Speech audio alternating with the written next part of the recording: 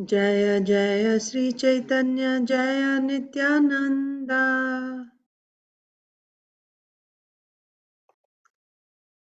जय द्वैत चंद्र जय गौर भक्त वृंद।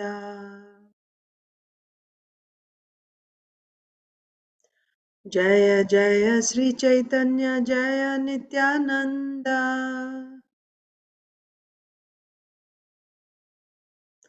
जय द्वैत चंद्र जय गौर भक्त वृंद।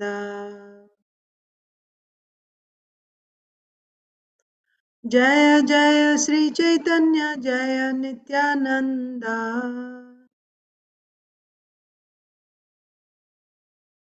जय द्वैत चंद्र जय गौर भक्त वृंद। श्री चैतन्य भागवत की जय। श्रील वृंदावन दास ठाकुर की जय। श्रील प्रभुपाद की जय। सामवेत गौर भक्त वृंद की जय। ओम अज्ञानतिमिरान्धस्य ज्ञानाञ्जनशलाकया चक्षुरुन्मीलितं येन तस्मै श्रीगुरवे नमः। श्रीचैतन्यमनोभीष्टं स्थापितं येन भूतले स्वयं रूपः कदा मह्यं ददाति स्वपदान्तिकम्। नमो विष्णुपादाय कृष्णप्रेष्ठाय भूतले श्रीमते भक्तिवेदांत स्वामिनिति नामिने। नमस्ते सारस्वते देवे गौरवाणी प्रचारिणे निर्विशेषा शून्यवादी पाश्चात्य देशतारिणे। जय श्री कृष्ण चैतन्य प्रभु नित्यानंद श्री अद्वैता गदाधर श्रीवासादि गौर भक्त वृंद। हरे Krishna Krishna Krishna Hare Hare Hare Ram Ram Ram Hare Hare. Hare Krishna, dear devotees. Welcome to today's Sri Chaitanya Charitamrita reading. We are reading from Sri Chaitanya Charitamrita. Welcome to Sri Chaitanya Bhagavat reading. We are reading from Sri Chaitanya Bhagavat Antya Khanda. And we'll continue from our reading yesterday. Mahaprabhu is in Advaita Acharya's home on the way back to Jagannath Puri. So from Kanai Natashala, Mahaprabhu decided to go back to Jagannath Puri. He was actually headed towards Mathura, but Rup Sanatan Goswamis had told him in Ramkeli that you should not be traveling with such big crowds when you go on pilgrimage to Vrindavan. You should go alone or maybe with one servant, one assistant, but not in such huge crowds. So when Mahaprabhu went to Kanai Natashala, he contemplated what was said by Rup Sanatan Goswamis, and then he decided, I want to go back to Jagannath Puri. So he turned around. And on the way, he stopped at Advaita Acharya's home.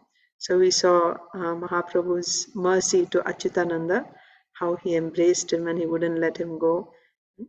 And then how Advaita Acharya called for Sachimata from Navadvip. And what was the condition of Sachimata? How she was hardly ever in external consciousness. She was always in the mood of Yashodamai when Krishna and Balaram had left Vrindavan to go to Mathura. So whoever she would meet, she would see any person on the street, she would ask, the news about, have you been to Mathura? How is my Krishna and Balaram in Mathura? Like that. I heard that Kamsa is dead, that wicked king is dead. So how are my boys doing now? Like that. And then if she would see any lady, any woman, she would say, my dear friend, let's go to the river Yamuna and take bath. Like that. So she was always in the mood of Yashodamai in separation. And then she would faint in ecstasy. Sometimes she would be laughing for hours together, like that. So, but rarely she would come to external consciousness out of her, bhava, as Yashodamai. She would come out of that. And when she comes out, then she realizes that, she has to worship her deity. So she would be worshipping her deity whenever she came to external consciousness. So it was at that time that the messenger from Advaita Acharya had arrived to inform her that Sri Chaitanya Mahaprabhu is in Shantipur, and that she should come to see him. And then she was like, she she she didn't know what she heard, and in ecstasy, in great joy, that she couldn't believe her ears. Sri Chaitanya Mahaprabhu is here, right? My son Nimai is here, like that. And then, that was her state. Then very quickly, Gangadas Pandit, who was the teacher of Lord Chaitanya Mahaprabhu when he was a child, he brought Sachimata, he accompanied Sachimata to Shantipur. So let's continue reading from there.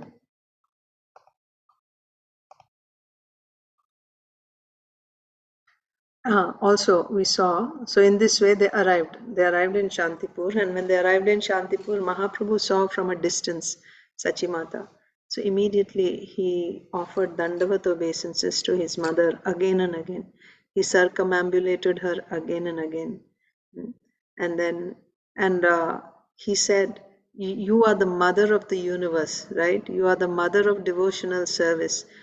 And whatever devotion anyone has in this world, it is all coming from you.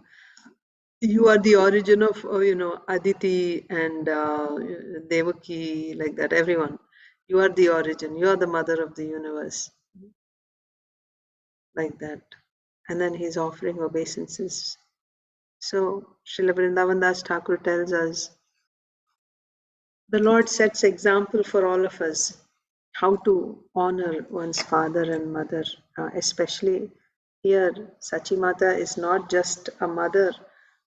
Even just your mother should be honored, but what to speak of who's a pure devotee of the Lord, who's always lost in, wrapped in ecstasy of devotional service. How much more such a mother should be honored, worshipped. So here Srila Vrindavan Das Thakur said, who but Lord Krishna himself has the power to be so devoted to father, mother and guru? Streams of tears of bliss flowed over his limbs. Reciting these verses, he humbly offered obeisances. Simply by seeing Lord Chaitanya's face, Mother Sachi was at once stunned with bliss. As Mother Sachi remained motionless like a wooden puppet, the king of Vaikuntha joyfully prayed. The Lord said, whatever little devotion to Lord Krishna I possess has come only from your mercy.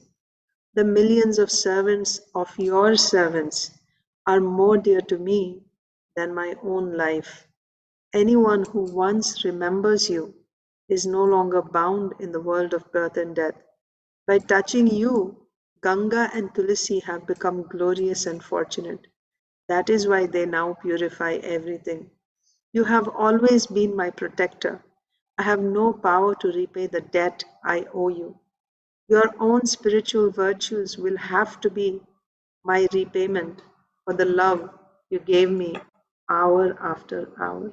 See, we see what is the Lord's gratitude toward those who completely, in a selfless way, offer themselves to the Lord, offer their love to the Lord in a totally selfless way. So about Sachimata, Mahaprabhu is saying that whatever devotion, right, you are my mother, and whatever devotion I possess, it is, that means first, whatever little devotion that I have, it's only coming from you. Whatever I learned from you, that's the only devotion I have. So how can we repay someone who has and this is Krishna, right? Sri Chaitanya Mahaprabhu is Krishna himself saying, oh, we cannot repay, we cannot repay. There is not enough wealth in this world or anywhere in the creation. Lord Krishna himself feels incapable of repaying the love of a devotee. He says this to the gopis, right? They left everything and they came to Krishna, not caring for the for a woman to abandon her home to go and meet the paramour in the dead of night in a Vedic society is considered abominable. But because it was Krishna who was calling, the gopis didn't care for anything. Their husbands, brothers, fathers tried to stop them, but they just went anyway. And some of them who were forcibly stopped, they actually died, being unable to respond to Krishna's call.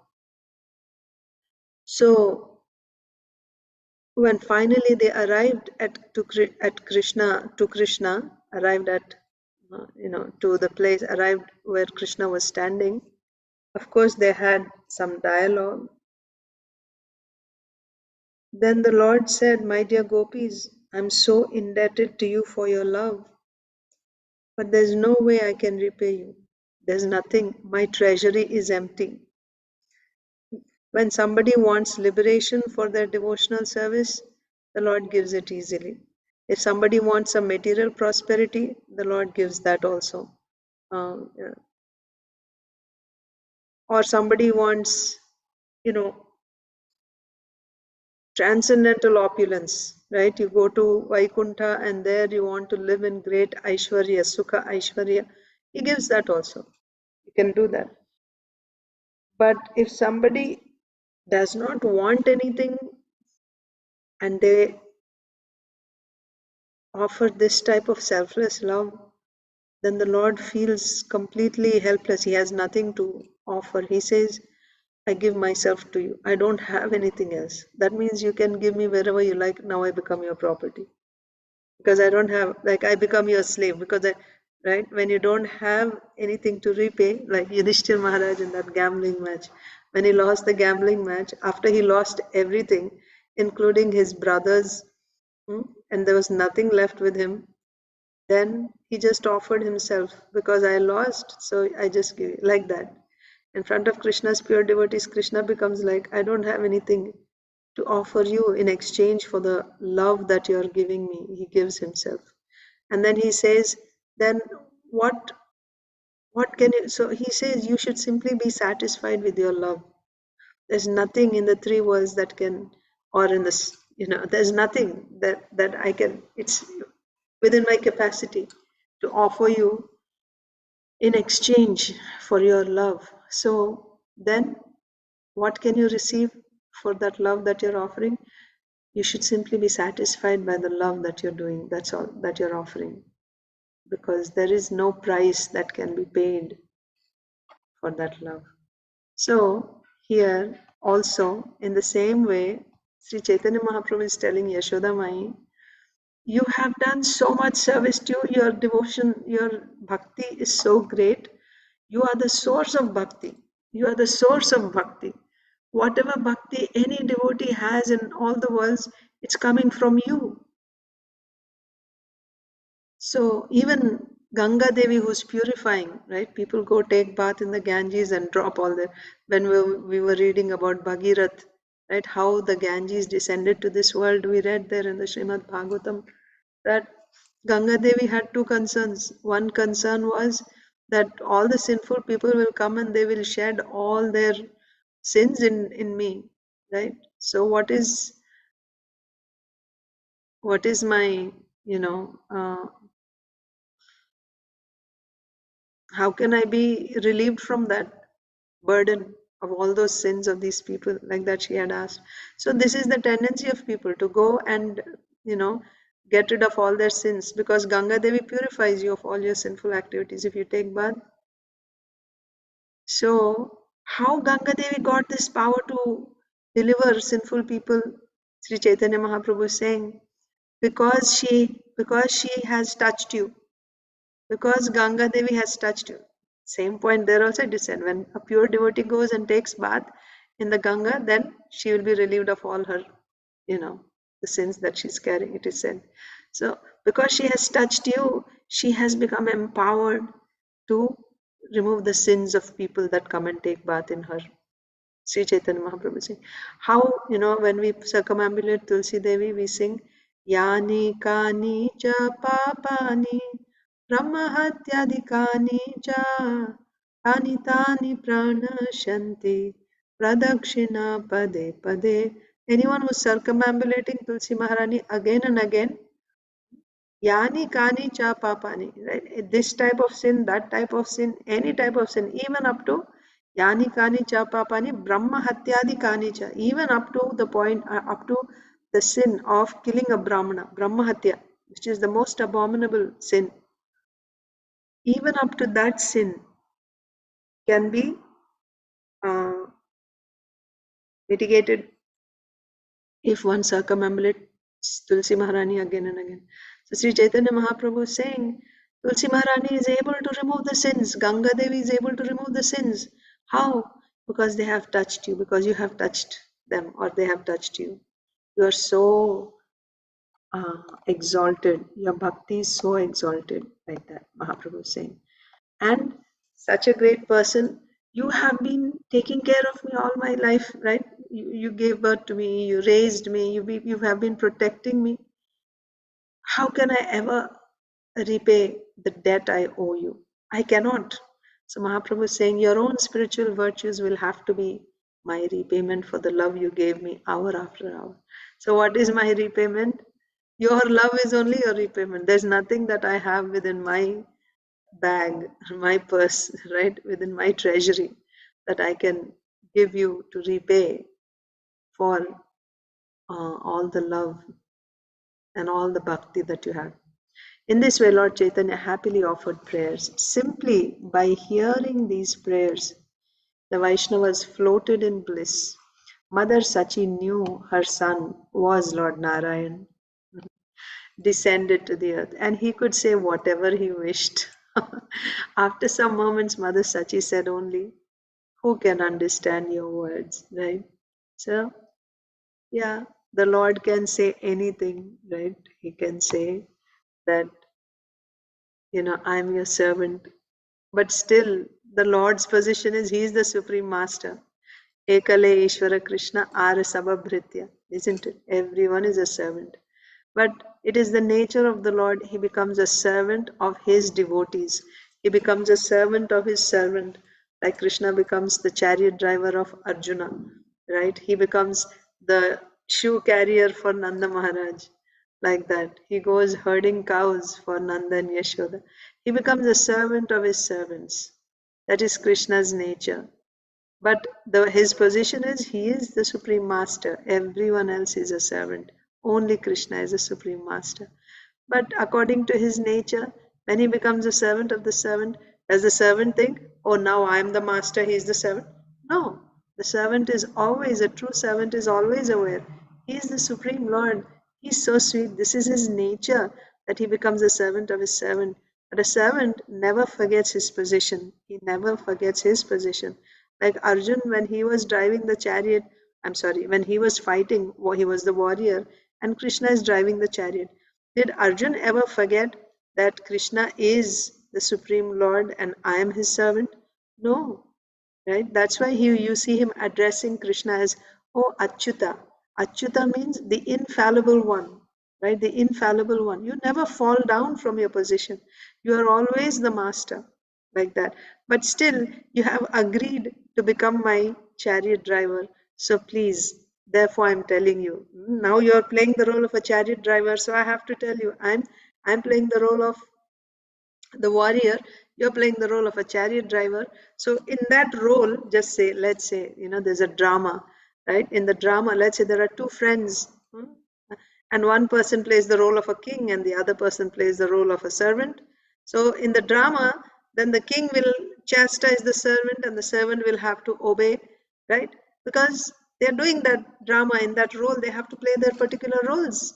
That doesn't mean that you're not my friend and now you have become my servant. No, so similarly, Arjuna also is telling Krishna that, my dear Achyuta, when he says Achyuta, that means you are actually infallible. You are the Supreme Lord. But now you have agreed to become my chariot driver. So therefore I am telling you, please take my chariot between the two armies. Although I am ordering you, I am aware of your position. You are Achyuta and I am your servant. So the point is, a servant never forgets his position, even though it is the Lord's nature to become a servant of his servants. And the servant never forgets his position as a servant of the Lord. And even when he acts in that role, right, like Yashoda might tying up Krishna, or, like playing the role of a superior, it is all done in the mood of pleasing Krishna. Krishna wants to taste the different rasas, right? He wants to taste the rasa of being a subordinate. There is a mellow in that. There is some pleasure in being a subordinate, in being corrected by a superior, in being chastised, right? There is pleasure, and Krishna wants to relish it. So, just for Krishna's pleasure, they play these different roles as a superior, but they're always, and even if they are not aware of that, that is only by the influence of the Lord's Yogamaya, or you can say it's because of their intense love and complete surrender to the Supreme Lord, that they even forget the position of the Lord. But they, yeah, that's a whole different platform. Then being in, because of intense love, out of intense love, and only when there is such intense love will that rasa fructify nicely, right? The Lord will actually relish that rasa. So anyway, the point is Sachimata is like the Lord is saying that you are the supreme, you are, I cannot repay your debt. And Sachimata is like, she's completely aware, you are the Lord and I'm your servant. And you are independent. You can say anything you like. You can say you are my servant or whatever. Surrendering to what Chaitanya Mahaprabhu said. So Sachimata was aware that he is the Supreme Lord.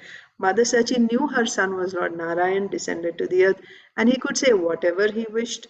After some moments, Mother Sachi said only, who can understand your words? As lifeless objects float in the ocean, helplessly carried here and there by the currents, so all conditioned souls float in the ocean of repeated birth and death, carried here and there by your Maya. So like dead particles, right? They are floating on the ocean. They're not swimming like fish. They're just carried by the water current here and there. They don't have any freedom or independence where they want to go. They're just carried by the water here and there. So conditioned souls also, they're also simply carried in the ocean of repeated birth and death, carried here and there by your Maya. Son, I reply to your words by saying that whatever you do is good, right? You do anything, whatever you say, everything, because you're all good, right? God is all good, we say. So whatever you do is good. Immediately, temporarily, sometimes you may not understand why the Lord is doing what He's doing.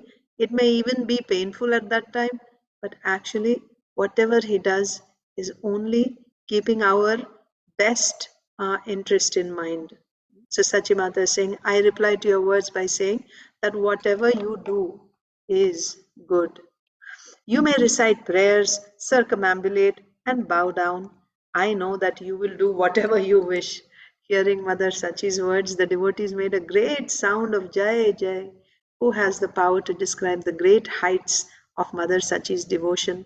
Within her womb, Lord Chaitanya descended to this world. Just imagine, is that what kind of a person is she who is able to carry the supreme personality of Godhead, Swayam Bhagavan, the original personality of Godhead, Lord Krishna, and in that also Sri Chaitanya Mahaprabhu, she is able to carry him in her womb.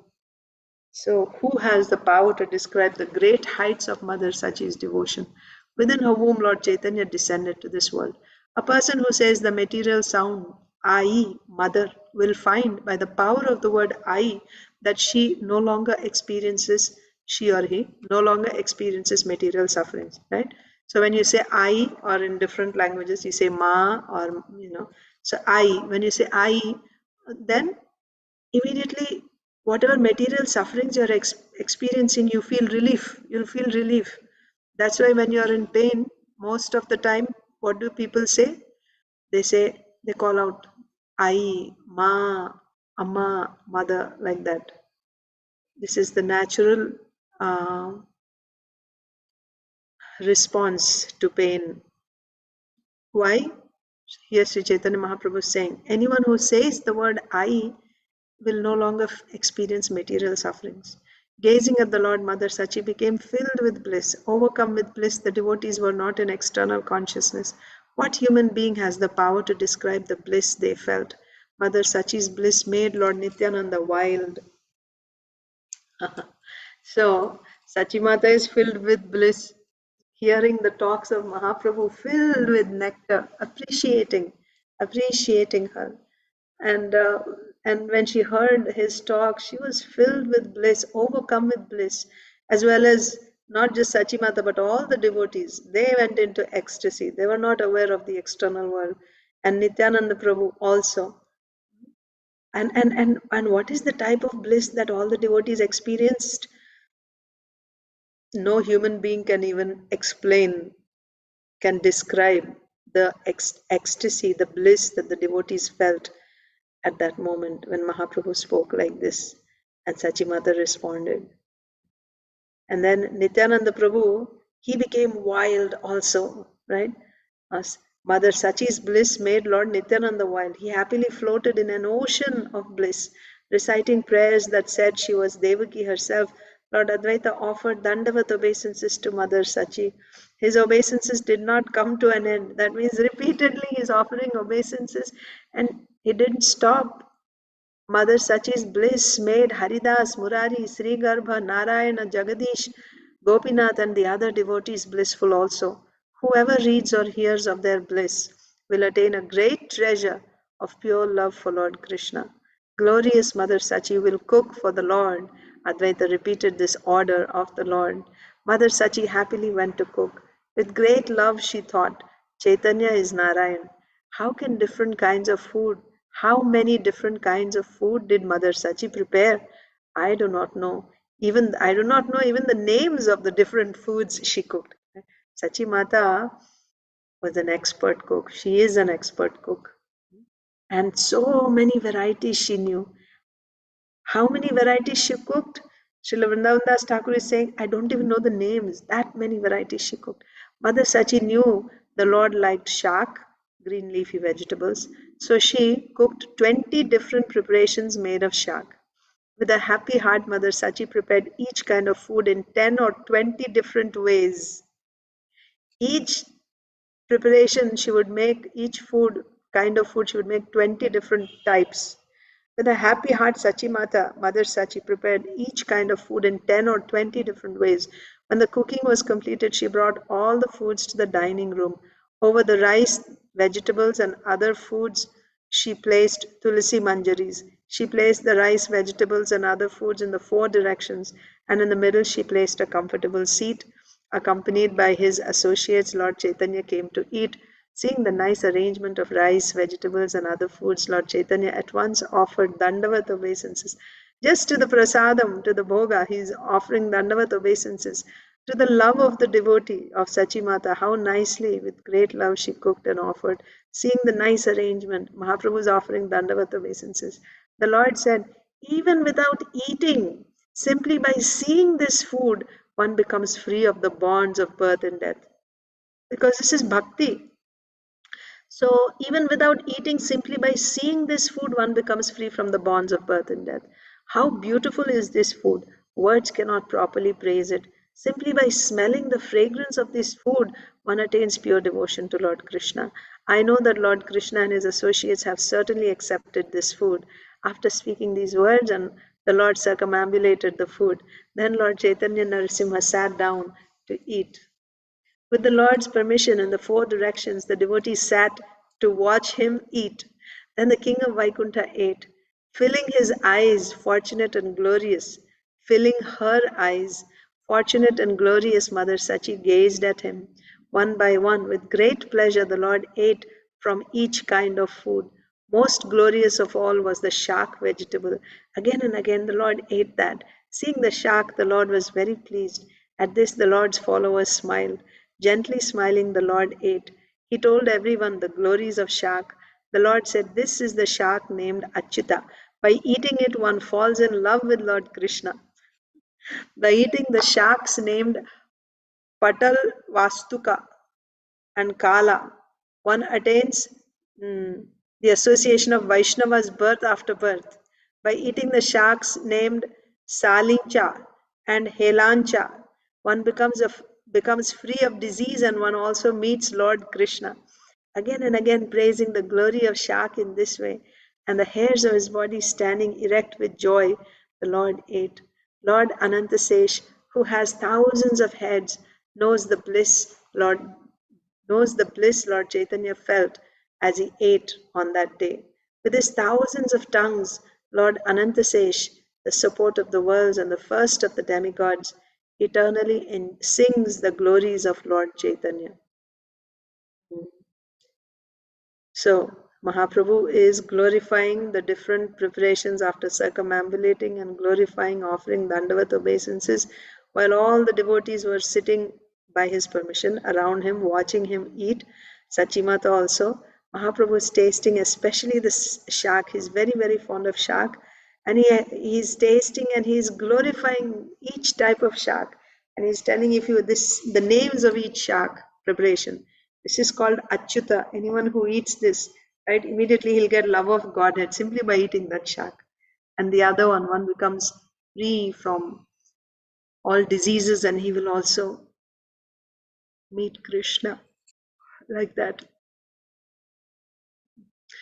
Now, how much ecstasy the Lord was feeling by eating, Lord Anantasesh knows. How much ecstasy Sri Chaitanya Mahaprabhu got by eating that day. With his thousands of tongues, Lord Anantasesh, the support of the worlds and the first of the demigods, eternally sings the glories of Lord Chaitanya. In Kali Yuga, Lord Anantasesh has become Nityananda, the king of Avadhutas. By his order, I write this book in the form of sutras.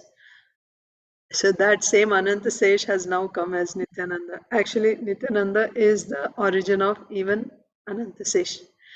Anantasesh is the expansion of Nityananda.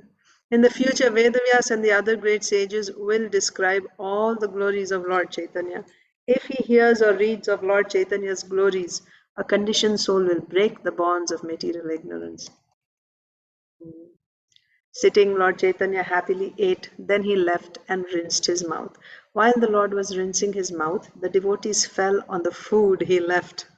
So Mahaprabhu ate, then he got up to go and rinse his mouth, but still there were remnants, lot of prasadam. So as soon as the Lord left, all the devotees jumped, to get the Mahaprasadam, the remnants. Devotees fell on the food he left. Someone said, what right have Brahmanas to eat leftovers? I'm a Shudra. It is right that I'll eat the leftovers. So all these are Vaishnavas, great Brahmanas. So Brahmanas don't eat another's remnants, right? Remnants are eaten by Shudras, the low class. So the devotees are fighting amongst themselves. That fighting means loving fights.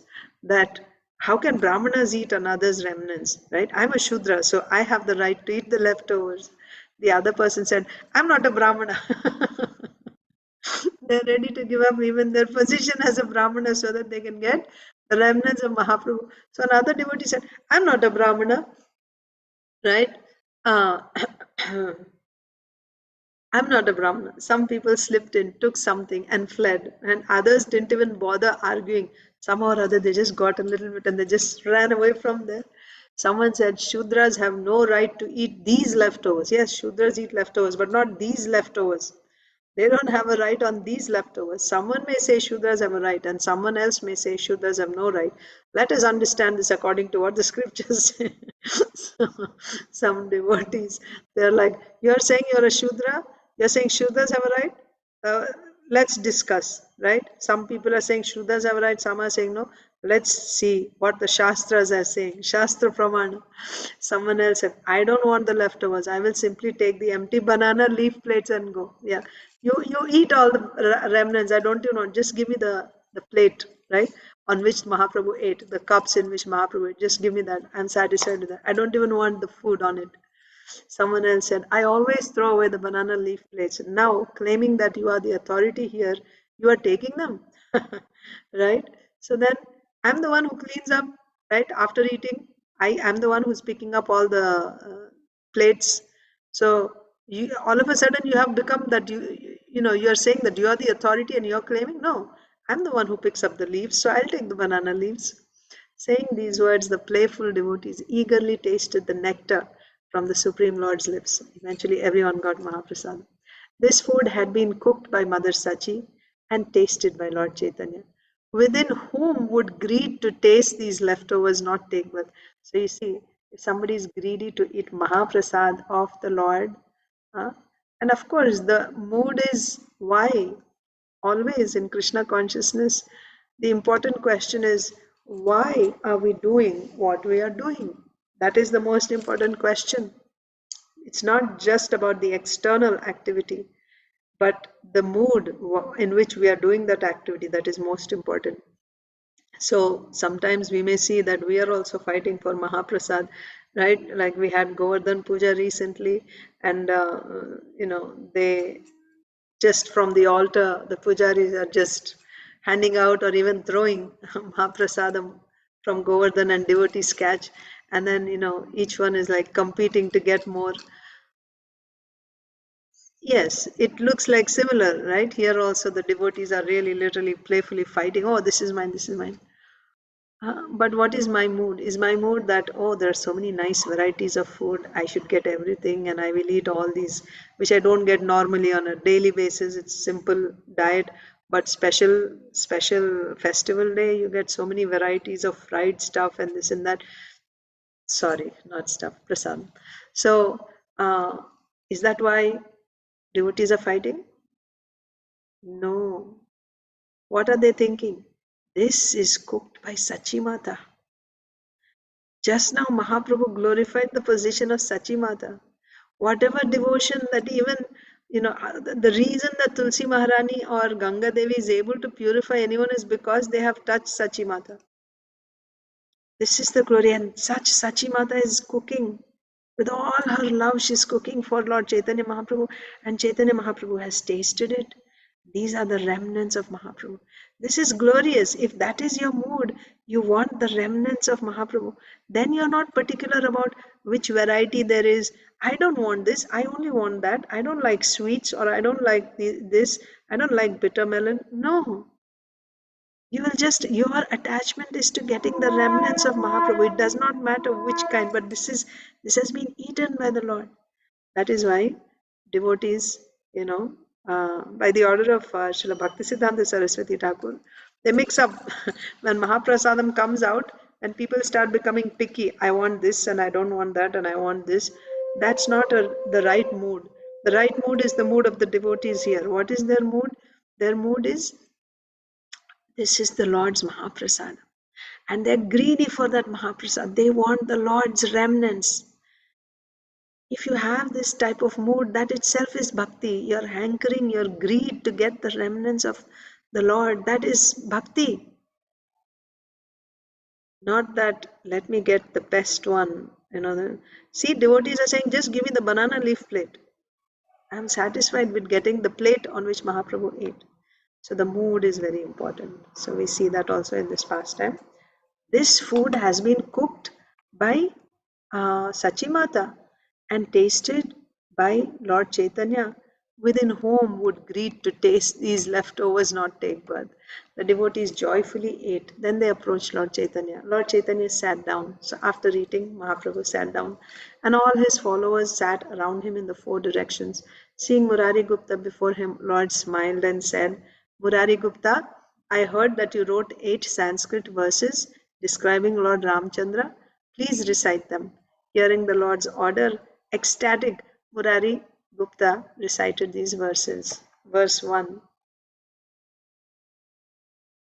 Agre dhanurdharavaraः kanakojvalango ज्येष्ठानुसेवनरतो वरभूषणाढ्यः शेषाख्यधाम वरलक्ष्मणनाम यस्य रामं जगत्त्रयगुरुं सततं भजामि. Again and again I worship Lord Ramachandra, the master of the 3 worlds. Before him stands the person named Lakshmana, whose limbs are splendid like gold, who is the best of bowmen, who is glorious with beautiful ornaments, who is the resting place of Lord Anantasesh, and who is his brother's devoted servant. Verse 2. हत्वा खरत्रिशरसौ सगणौकबन्धं श्रीदण्डकाननमदूषणमेव कृत्वा सुग्रीवमैत्रमकरोद्विनिहत्य शत्रुं रामं जगत्त्रयगुरुं सततं भजामि. Again and again I worship Lord Ramchandra, the master of the three worlds. Killing Khara, Trishira, Kabandha and their followers, he made Dandakaranya forest pure and glorious. Killing the enemy Vali, he befriended Sugriva. After reciting all 8 of these verses, all the verses are not mentioned. After reciting all 8 of these verses by the Lord's order, Murari Gupta explained the verses. Okay, so verse 3 is explanation is like this. He said, Lord Ram is dark like Durva grass. He is the Diksha Guru of all bowmen. He is a Kalpavriksha tree that fulfills his devotees' every desire. His face smiling, he sits on a jewel throne. Sita Devi is at his left. Before him is his younger brother, the great bowman Lakshman, who is splendid like gold and who is decorated with golden ornaments. This younger brother, who is his elder brother's devoted servant and who is the resting place of Anantasesh, bears the name Sri Lakshmana. Birth after birth, I worship the feet of Lord Ramchandra, who is like this and who is the great master of all. Verse 4. Birth after birth, I sing the glories of Lord Ramchandra, who delivered Ahalya, who delivered the Chandala Guha, whom Bharat and Shatrughna fan with chamara whisks, and standing before whom Hanuman sings his sacred glories. Verse 5. I worship the feet of Lord Ramchandra, who is the master of the three worlds, who, placing on his head his Guru's order, left his kingdom and wandered in the forest to benefit the demigods and devotees, who, killing Vali, gave a kingdom to Sugriva, and who mercifully gave his friendship to Sugriva.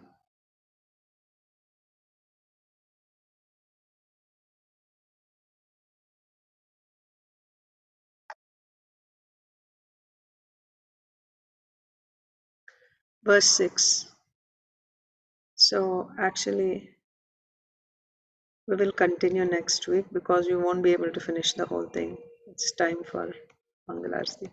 So we read up to the verse 5 explanation given by Murari Gupta to Sri Chaitanya Mahaprabhu. Mahaprabhu had asked Murari Gupta to recite the 8 verses of glorification of Lord Ramchandra, which Murari Gupta had composed. So we read up to 5 verses. We'll continue next week and Sri Chaitanya Bhagavatam. So tomorrow we'll be reading Sri Chaitanya Charitamrita at this